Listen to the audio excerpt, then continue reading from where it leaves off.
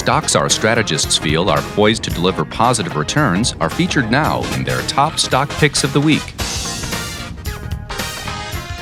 Hello everyone, I'm Jeremy Mullin here today for our top stock pick segment, and my top stock is Dick's Sporting Goods, ticker symbol DKS. Now Dick's is a Zacks ranked #1 strong buy that is a sporting goods retailer that offers a broad selection of outdoor athletic equipment for team sports. They focus on fitness, camping, fishing, tennis, golf, and water sports, and they also sell shoes, apparel, and other accessories. The Pennsylvania-based company is founded in 1948 in New York, and it currently employs 15,000 people. Now, the pandemic forced stores to close, but the recent earnings report has shown the company has adjusted well. So let's look into those numbers. Last week, the company reported EPS, and they saw a beat of 158%.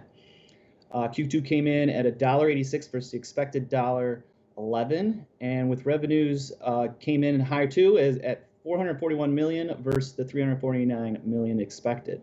Same store sales were up 79%, and gross margins rose to 37% versus 30% year over year. So monster numbers from the quarter and year over year. Shows kind of how they adjusted during the pandemic. Sales were driven by pent-up demand from people just not getting out, and all of a sudden they came out, and they also acquired new customers because a lot of competition closed. What also helped is these government stimulus payments. People had extra cash to spend, and the consumers are because the stores were closed, consumers were forced to adopt e-commerce, and that part of the business is really accelerating. The company believes this is going to be a permanent change after sales increased 194% and are now 30% of total sales versus 12% last year. So a huge difference between this quarter and last year at the same time. Telsey Advisory was out with a note. They raised the price target to $65 from $56, and the firm cites the sporting goods demand and an increase in market share as a reason to be bullish. There is a short-term risk. We have fall sports that are being canceled. But we're also seeing high schools go ahead and play. I know in Ohio, I was watching a game the other day. Ohio high school football was playing. So I don't know how big that short-term risk is as people setting up home gyms and doing backyard sports are kind of canceling off any cancellations that there are. Looking at fundamentals, the company has a market cap of $4.6 billion with a forward PE of 14, so a rather low PE in comparison to some of the growth stocks that we've seen out there.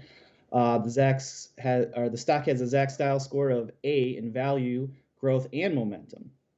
They now have 1,077 stores, and the stock pays a 2.35 dividend. So you get some income while you own the stock and wait for the stock to go higher. The recent quarter and prospects are helping estimates go higher. Over the last 7 days, next quarter's estimates have ticked up 25%. So let's look at the technicals and the chart. I'll bring that up here. Okay, here's the chart, and you can see back in March, we made a low down here when everybody was panicking at 1346, and we slowly grinded higher over the last 6 months. We were almost back at 2020 highs when we had the earnings report and we spiked higher. So now we are at 2020 highs, and we're above all moving averages here. So we bought this in Counter-Strike the other day, and I think it can accelerate. But if you're looking for pullbacks, fill the gap. The 21-day moving average would be a good spot. 50-day at 44. If we got broader market sell-off, perhaps we get 39 area in the 200-day. But this thing is showing tremendous strength. And if I draw a Fibonacci retracement from the highs to lows, we had this 61.8 that broke, which gives me targets up here at 70. So shorter term, I think that we can kind of consolidate in here and then extend higher, see these highs, and depending on if the momentum can continue on the fundamental side with the earnings and the e-commerce growth, we can possibly even continue on higher perhaps next year. So that's the technical aspect. And that's it for me and my top stock pick, Dick's DKS. And here is Ben Rains with his. Thanks, Jeremy. Today I'm looking at YETI, which trades under the ticker YETI. The firm sells high-end coolers, and it has expanded its reach from commercial fishermen to tailgates and campfires and even commutes. The Austin, Texas-based company's portfolio now includes drinkware, such as tumblers and mugs, as well as chairs and other things. In fact, 57% of its revenue came from its drinkware unit last quarter. Investors might want to think of Yeti in the same breath as Lululemon, since both companies are new age, higher end retailers that have built strong brand loyalty in the social media age and are taking on the old guard as they slowly expand internationally. Yeti topped our Q2 revenue and earnings estimates in early August, with sales up 7% during the economic downturn. Meanwhile, its direct to consumer revenue jumped 61% amid the challenging time for many brick and mortar retailers. The cooler firm's gross profit also popped 18%, driven by expansion of that higher margin direct to consumer business, as well as some cost improvements on their end as well. While its adjusted earnings also surged 38%, and its estimates have appeared far better since looking into the second half of the year, and our current Zacks estimates call for its Q3 revenue to climb over 13%, with Q4 projected to jump roughly 15%. Better still, its fiscal year sales are expected to surge 11% this year and another 14.3% in fiscal 2021 to reach about $1.2 billion, which marks the continuation of solid top line growth. Yeti's adjusted earnings outlook appears even stronger over the same stretch, with its FY20 earnings projected to climb about 16% and then another 21% in fiscal 2021. And these bottom line estimates are up big over the last 30 days, which means analysts are far more positive about Yeti's future earnings since its Q2 release. This helps Yeti earn a Zacks rank #1 strong buy at the moment.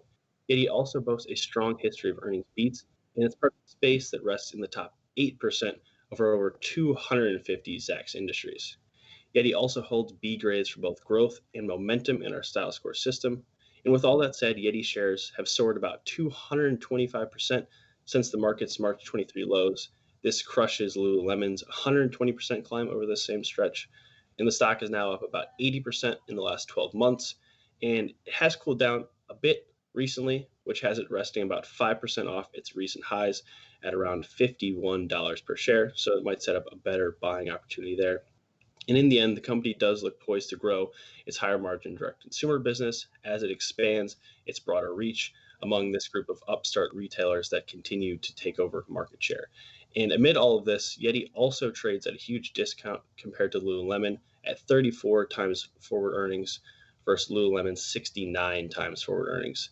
This is the same for price to sales as well, with Yeti trading about 4 times sales and Lululemon trading at 10 times sales. And then we should also note that another high-end new age retailer, Peloton's trading about 8 times sales. So Yeti is trading at a big discount compared to both Lululemon and Peloton. So it certainly looks worth considering among all of these upstart retail brands at the moment.